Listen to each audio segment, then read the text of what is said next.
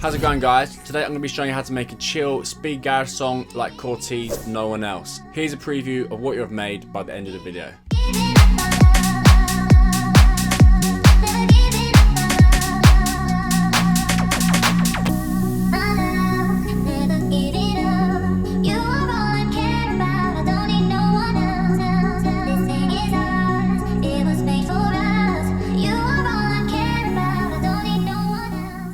Great, so Cortese are a UK garage duo. Sometimes they make speed garage and sometimes they make sort of two-step garage. But every song they make seems to be a fucking banger. So I'll be covering them a lot in the next videos. Great, let's crack on and let's see how this track was made. Great, so firstly we have the drums.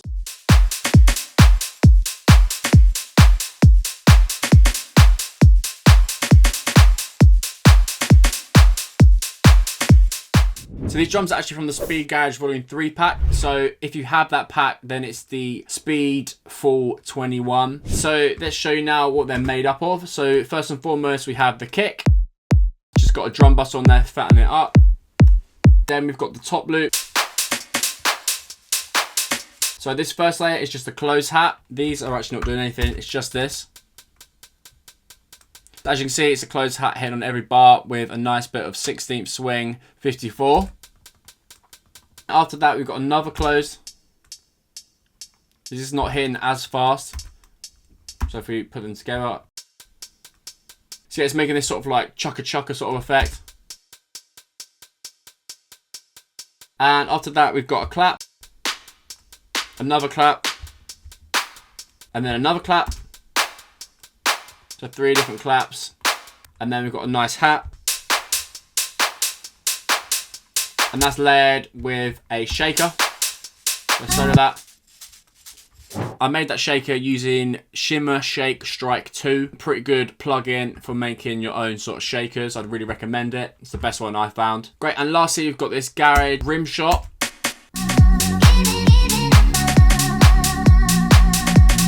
I love that triple hit there. Yeah, let's have a look at the MIDI for this because this is obviously quite interesting. So everything's slightly off grid, to be honest. Like it's not even on triplet. So yeah, as you can see, everything's slightly off grid. So I've just done this by hand and what sounded right.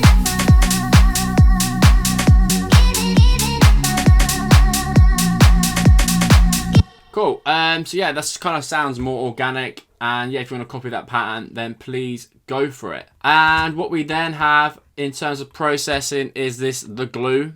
So I've gone drum full parallel. This is the exact same plugin as the one that's built into Ableton. It's called Glue, Audio Effects, Glue Compressor. And then you could just use the full parallel. I just really hate this interface. I much prefer this one. There's a couple more things that you can like dial in with this one. I just prefer the interface for this, to be honest. But it's the exact same thing. It's by the same company, Cytomic. And if you look, Cytomic. Great, and another bit of processing for the drums is a reverb. So this actually isn't on the original loop. I've just added this on top for this project. But obviously, if you want to add this yourself, then this is the drums room. So just go drums, audio effects, drums room there, and I've dragged it down to about 30%. Obviously, do this to the top loop, not the full loop, because you don't want to put reverb on your kick. Great, now we've got the drums, let's move on to the bass.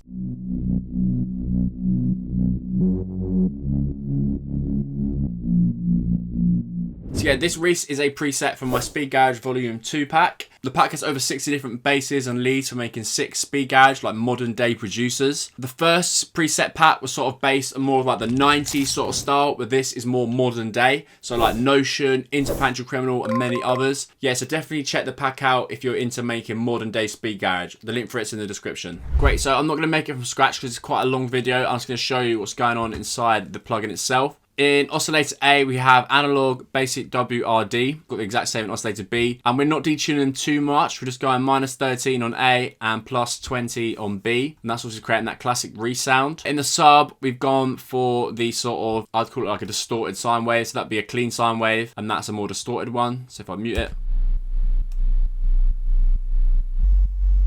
and this is a more distorted one. Great, so let's just turn these back on. We're then using this filter with a cutoff of 530 Hertz, and we've got the key track mode on. This basically means that the higher up the note is played, the more this opens up, and then drops down when the note gets lower. This makes it more exciting and sounds better in my opinion. And we've got the noise, analog, organ noise. And if we have a look at the effects, we've got this hyper turned off, but we've got this dimension on at 19% and kept the size at 50%. We've got this nice bit of tape saturation. If you want to turn it off, it's this one. So you turn it off, makes it cleaner. But I kind of like that grittiness that it's creating.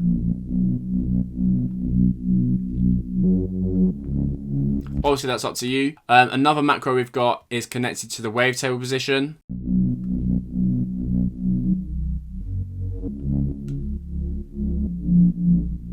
So you can obviously change that and change the wavetable position, which completely changes the sound. Next, we've got this chorus. Not doing too much, to be honest. So yeah, you could probably leave that one out. And then we've got this compression, which is basically just making it a bit louder.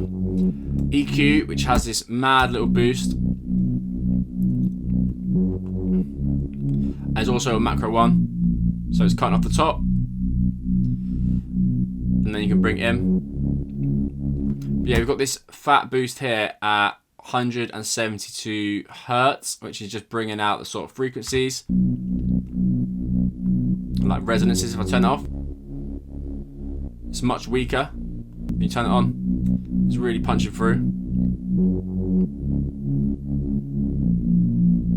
And next we have this reverb, quite subtle, but yeah, it just washes it out a little bit. Great, if we have a look at the notes, we've got B, held for a long time, up to F sharp, C sharp, and then A sharp. Pretty simple. A lot of these speed garage, like chill tracks, just have like 4 notes for the progression. Great, and lastly we just have this lead.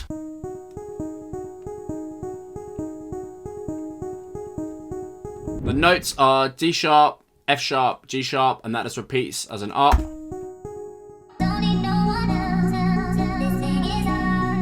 Without it. With it.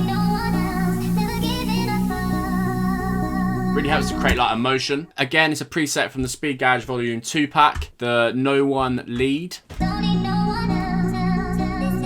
The envelope one is also creating that sort of plucky sound. If I was to make this bigger. So yeah, just curving that like that. We've got this basic analog mini, which is like a saw wave, and the unison's up, although the detune's down. So let's just mute that. Yeah, just make it a little bit thicker and wider. And basic shakes, we've got this square. That sort of almost digital sound is coming from this downsample distortion. If I turn it off, quite nice and simple. And then this sort of makes it more sort of digital and almost sound a bit like, I don't know, ice.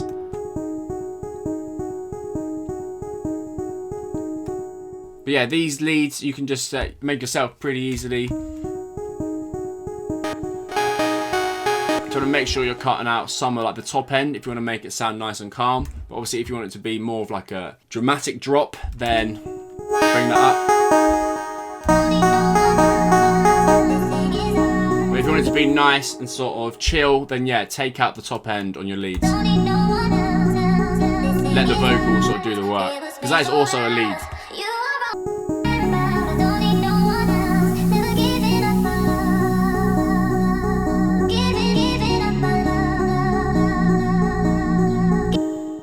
Great, and if we listen to this vocal, not sure where they got the vocal from. They could have paid a producer to do it,